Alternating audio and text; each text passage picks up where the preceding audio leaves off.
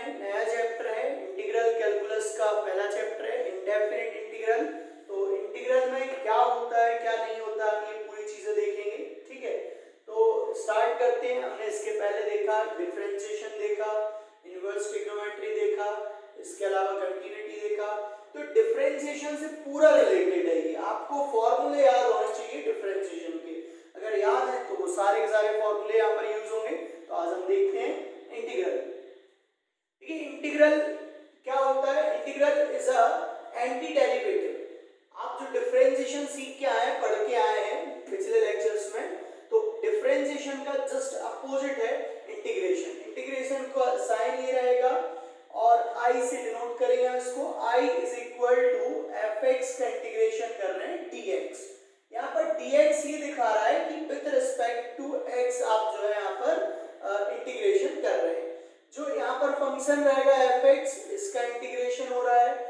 और चलिए देखते हैं integration as a inverse of derivative कैसे ये वर्क करता है। तो देखिए सबसे पहले हम फॉर्मूला देख रहे हैं डिफरेंशिएशन का। तो डिफरेंशिएशन बताएं आप, x का डिफरेंशिएशन क्या होता है। तो सभी को पता होगा जहां तक है, x का डिफरेंशिएशन होता है 1।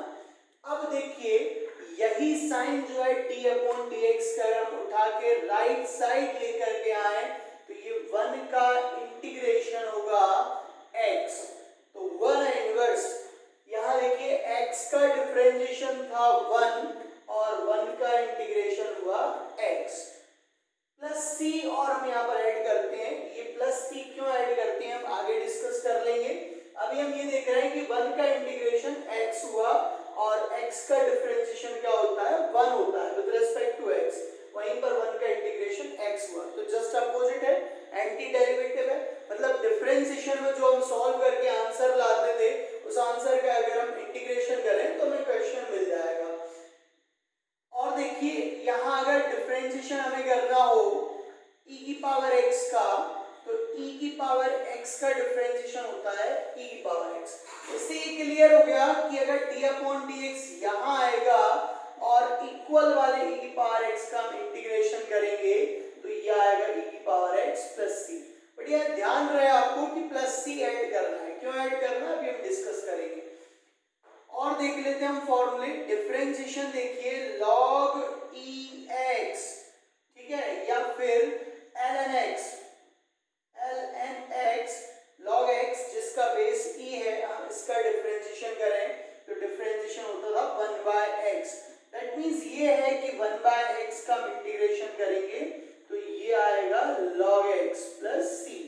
तो आप समझ गए होंगे कि हम कैसे यहाँ पर डिफरेंशिएशन इंटीग्रेशन को एज अ एंटी डेरिवेटिव हम देख पा रहे हैं। तो और डिस्कस करते हैं, बाकी फॉर्मूले वगैरह नोट जरूर करते चलें। और देखते हैं, हम कंटिन्यू करते हैं और आगे और फॉर्मूले देखते हैं इसमें और क्या क्या फॉर्मूले हैं।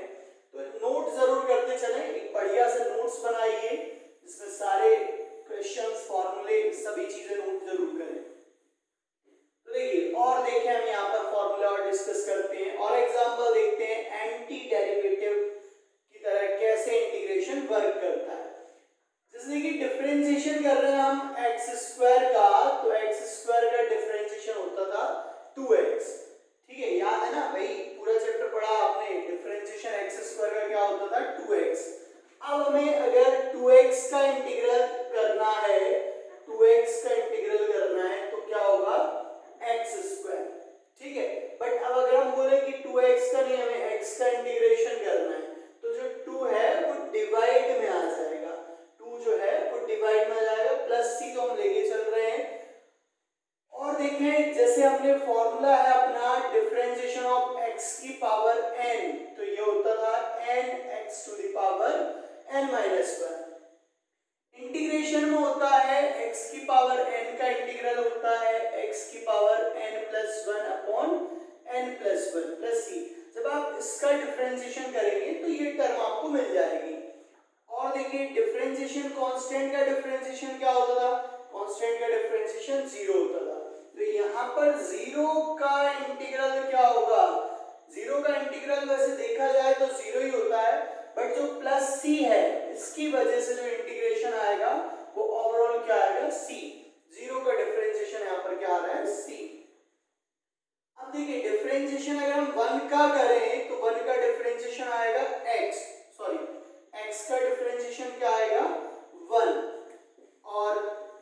x का डिफरेंशिएशन क्या आएगा 2, ठीक है। तो अगर हम देखें 1 का इंटीग्रेशन क्या होगा, तो 1 का इंटीग्रेशन क्या हो जाएगा x, जस्ट अपोजिट है। तो x का डिफरेंशिएशन 1, तो 1 का इंटीग्रेशन क्या हो जाएगा x हो जाएगा। अब डिफरेंशिएशन देख रहे हैं हम a की पावर x का, तो ये होगा a की पावर x log a। अब हमें अगर इंटीग्रेशन करना है इस राइट साइड का, तो log a डिवाइड में आ जाएगा। तो फॉर्मूले नोट करते चलें, फॉर्मूले जो स्टैंडर्ड फॉर्मूले यहाँ पर जिनको हमें याद रखना जरूरी है वो क्लोज ब्रैकेट में बना रहे हैं। डिफरेंशिएशन करना है हमें a की पावर x का, सॉरी इंटीग्रेशन, तो ये आएगा a की power x upon log a plus c। फॉर्मूले जरूर नोट डाउन करते चलें। और एक और था फॉर्मूला 1/x का, तो 1/x का होगा 1/x का log x, log mod x भी लिख सकते हैं इसको आप, प्लस c। नोट करते चलिए, ये फॉर्मूले जरूर नोट कर लें। कुछ फॉर्मूले और लिए हमने। sin x का डिफरेंशिएशन cos x होता है, तो इसके अकॉर्डिंग cos x का इंटीग्रल क्या होगा, cos x का इंटीग्रल होना चाहिए sin x, राइट, ठीक है।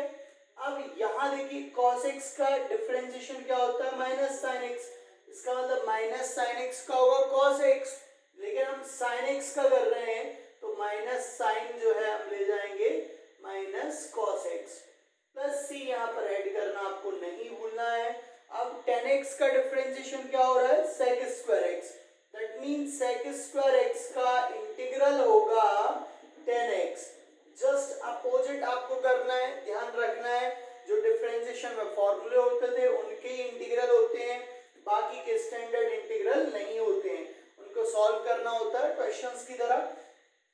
अब जैसे देखिए cot x का differentiation minus cosec square x, तो cosec स्क्वायर x का होगा माइनस का cot x, माइनस साइन इस साइड लेके चले जाएंगे हम, और इस फॉर्मूले के अकॉर्डिंग क्या बनेगा sec x tan x का होगा sec x, तो sec x into tan x का इंटीग्रल होगा sec x plus c।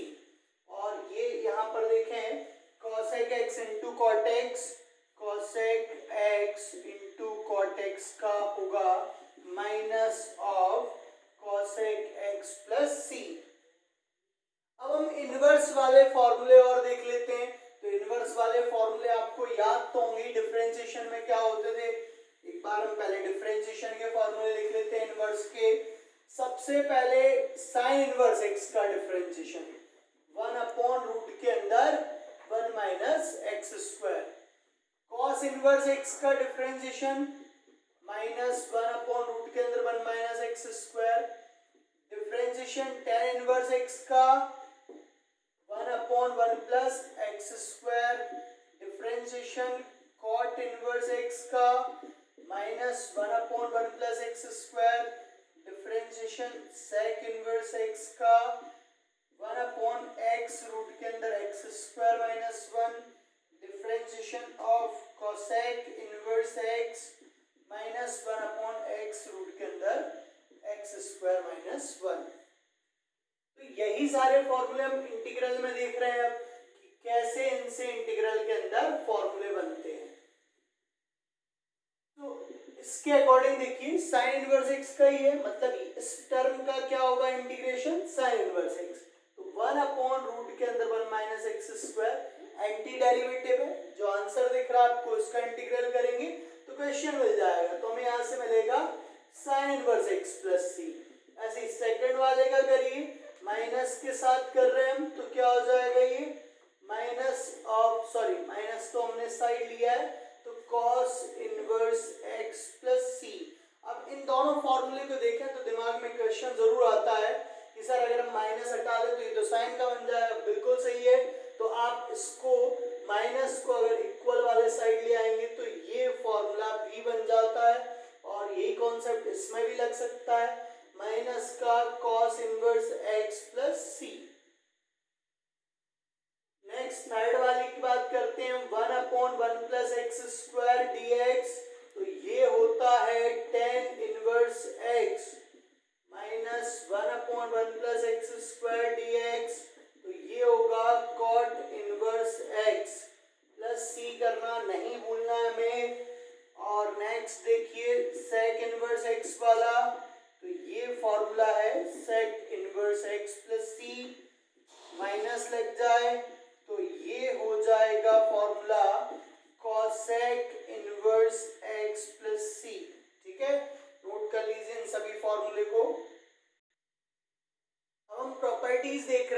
Some properties of indefinite integral.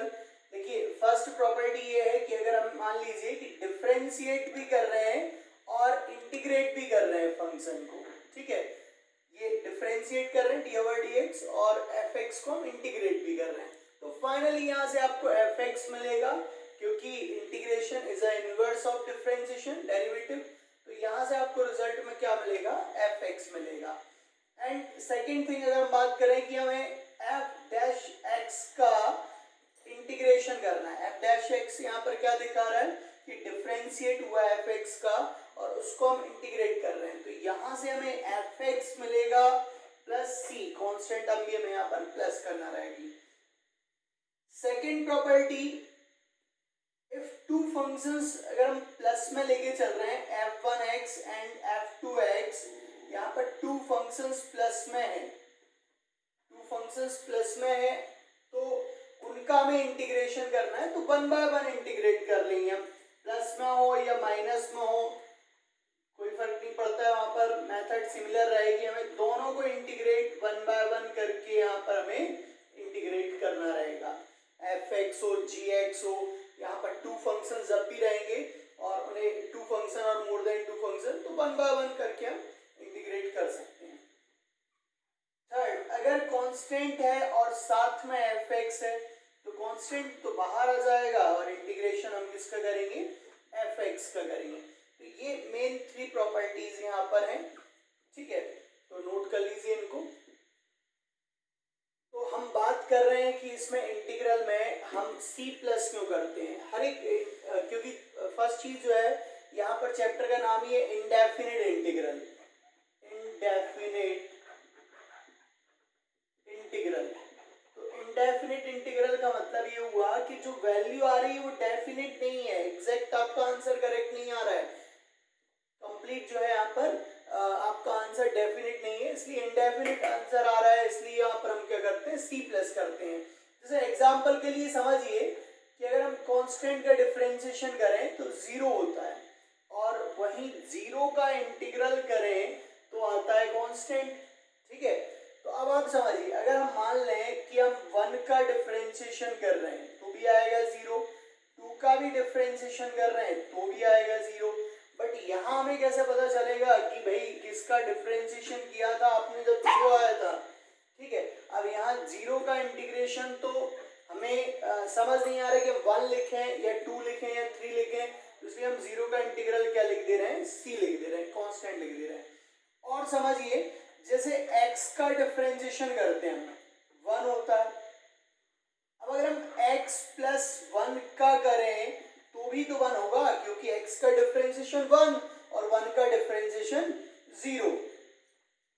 x plus two का करें, x प्लस थ्री का करें तो भी वन होगा, पर जब हम वन का इंटीग्रेशन करने जाएंगे तो वो तो x ही होगा, जब हम वन का इंटीग्रेशन करेंगे तो वो x होगा। अब यहाँ पर तो आप बोलेंगे कि सर ये एंटी डेरिवेटिव तो है ही नहीं क्योंकि वन का इंटीग्रेशन क्या होना चाहिए था, x प्लस वन, क्योंकि x प्लस वन का ही तो डिफरेंशिएशन वन हुआ था, तो इसका मतलब वन का इंटीग्रेशन इसके अकॉर्डिंग होना चाहिए था x प्लस वन।